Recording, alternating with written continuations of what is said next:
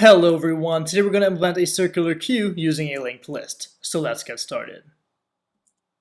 On a side note, please don't forget to like, subscribe, and most importantly click that notification bell if you enjoyed this content. So what is a queue? So a queue is simply a linear data structure that supports FIFO operations, and linear means that you can add and remove items sequentially from the queue, and FIFO stands for first in, first out. And all that means is that the first item that you add to the queue is going to be the first item that you remove from the queue.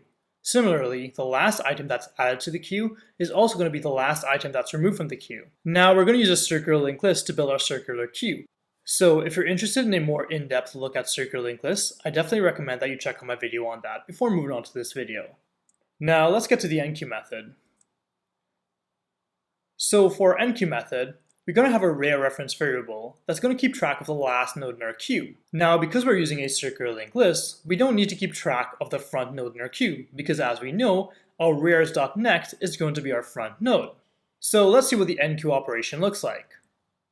So when we add our very first node, our array is going to reference that new node, and our arrays next is going to reference itself, since we're using a circular linked list. As we add another node, our array updates to that new node, and that new array has a reference back to the front node in our linked list.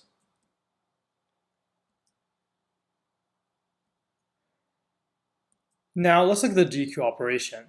So to dequeue means to remove a node from the front of our queue. Now since the front of our queue is our arrays.next, we're simply going to set our arrays.next to its next. So our arrays.next is going to refer to the second node in our queue, like this.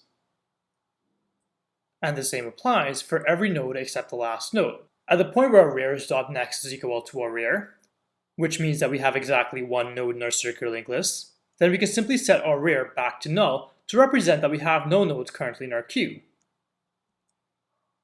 Now let's look at the common operations associated with the circular queue.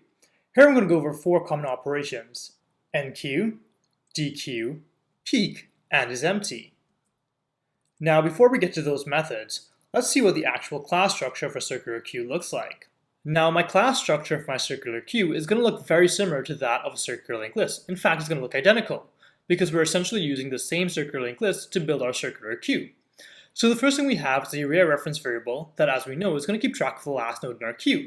We're also going to have a constructor that's going to take any node as an argument, which will be used to initialize our array reference variable with.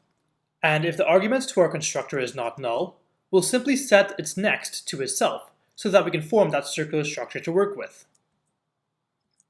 Now let's move on to the node class. So in this class, we're simply going to have some data that we're going to work with, and a next reference to the next node in our circular linked list.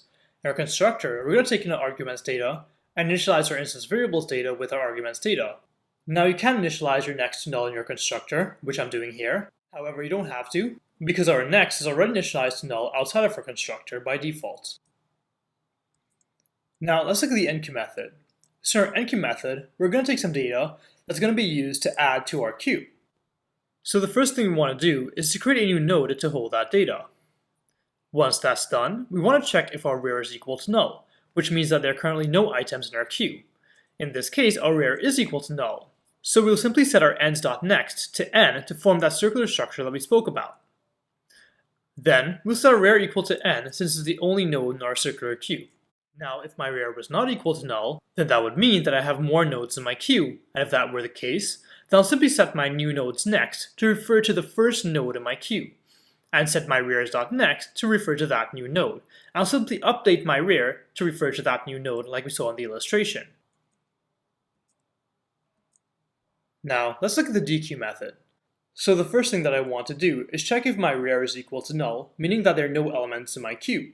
If my array is equal to null, I'll simply throw a new node such element exception to indicate that there are no elements for me to dequeue. However, in this case, my array is not equal to null. So my next step is to store the data associated with the front node in my queue. And we know that our front node is also equal to our arrays.next, since we're using a circular queue. So I store that data in a variable called temp, and then I want to check if my arrays.next is equal to array, meaning that I only have one node in my queue. If I only have one node in my queue and I want to dequeue that node, as we saw in the illustration, the only thing I have to do is set my array equal to null. So in this case, I'll set my array equal to null. However, if I had 2 or more nodes in my queue, I can simply set my rares next to my fronts next in order to remove the front node from my queue. Finally, I simply return the data associated with my temp variable. Now let's look at the peek method. So in our peek method, the first thing that we want to do is check if our rare is equal to null, meaning that there are no elements currently in my queue. If that were the case, I would simply throw a new no such element exception. So in this case, my rare is equal to null, so I'll simply throw that new no such element exception to indicate that. Now, if my queue did have at least one node, I can simply return the data associated with my front node in my queue, and as we know, my front node is the same thing as my rares.next. Now, let's look at the empty method. Now, this method is just as simple as my peek method, and all we have to do is return true if our rare is equal to null, and false otherwise. In this case, my rare is equal to null, so I'll simply return true.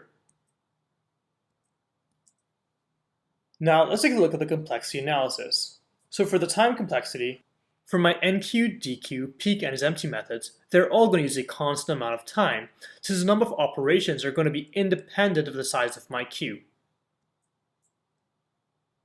Now, taking a look at the space complexity, for my enqueue and dequeue methods, they're also going to use a constant amount of space. However, they would use a bit more space than would be needed with an array, since each of our node objects holds a reference to the next node in the list. As for our peek and isEmpty methods, the size of our queue does not affect the amount of space that our peek and isEmpty methods use, so that's also going to use a constant amount of space as well. If you enjoyed this content, please hit that like and subscribe button. See you in the next video!